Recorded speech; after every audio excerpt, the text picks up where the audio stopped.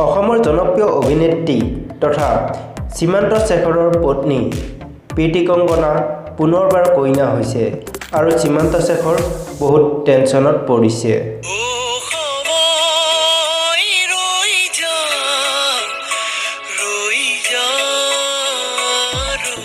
প্ৰীতি কংকনা পুনৰবাৰ ক'ত কইনা হৈছে, সীমান্ত শেখৰে কিয় টেনচনত পৰিছে, এইবোৰ কথা এই ভিডিঅ'টোত জনাম। মাত্ৰ ভিডিঅ'টো আপোনালোকে শেষলৈকে চাই থাকক।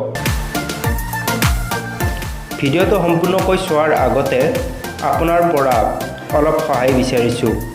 যদি বিনোদন চেনেলটো এতিয়ালৈকে ছাবস্ক্ৰাইব কৰা নাই তেনেহ'লে ছাবস্ক্ৰাইব কৰি আমাক আগুৱাই যোৱাত সহায় কৰক। অসমৰ জনপ্ৰিয় অভিনেত্ৰী প্ৰীতি কংকনাই কিছুদিন আগতে এখন ফেশ্বন শ্ব'ত অসমীয়া পৰম্পৰাগত পোছাকত পাটৰ সাজত কইনাৰ ৰূপত নিজৰ ফেশ্বন পৰিৱেশন কৰে।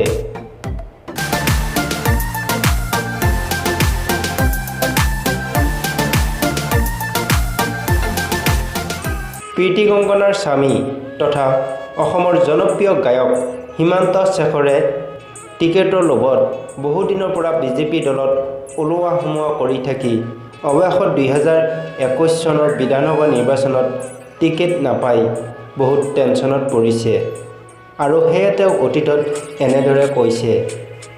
জীৱনত আটাইতকৈ ডাঙৰ মিষ্টেক বুলি ভাবিছোঁ যে মই সেই গানটো গাইছোঁ। কোনটো গান? আকৌ এবাৰ মোদী চৰকাৰটো। মোৰ ভুল আছিলে। মই কিয় কৈছোঁ, মই ভাবা নাছিলোঁ যে এইখন চৰকাৰে অসমৰ ৰাইজৰ কথা নুশুনিব। আমি প্ৰতিজন শিল্পীয়ে ভাবিছিলোঁ যে অসমৰ ৰাইজৰ প্ৰতিটো কথা শুনিব। এতিয়া মই এটা কথা কৈছোঁ, আকৌ এবাৰ দূৰৰ পৰাই নমস্কাৰ। আকৌ এবাৰ দূৰৰ পৰাই নমস্কাৰ। আৰু আমাক এনেকুৱা যোনে আমাৰ অসমৰ ৰাইজৰ কথা নুশুনে, অসমৰ ৰাইজৰ প্ৰতি কোনো ধৰণৰ গুৰুত্ব দিয়া নাই। আমি অসমৰ ৰাইজে কেতিয়াও কেব মানি নলওঁ। কিয় মানি ল'ম?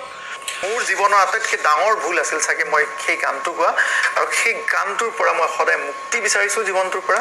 ভগৱানৰ ওচৰত প্ৰাৰ্থনা কৰিছোঁ যাতে এনেকুৱা কাৰো লগত বিশ্বাসঘাতকতা নহওক, এনেকুৱা কেতিয়াও অসমৰ ৰাইজৰ লগত এনেকুৱা এটা সংগঠন নাহক যে অসমৰ ৰাইজৰ, অসমৰ মাতৃভাষাৰ, অসমৰ জাতিৰ, অসমৰ মাটিৰ কথা চিন্তা নকৰি আমাক আগুৱা কৰে।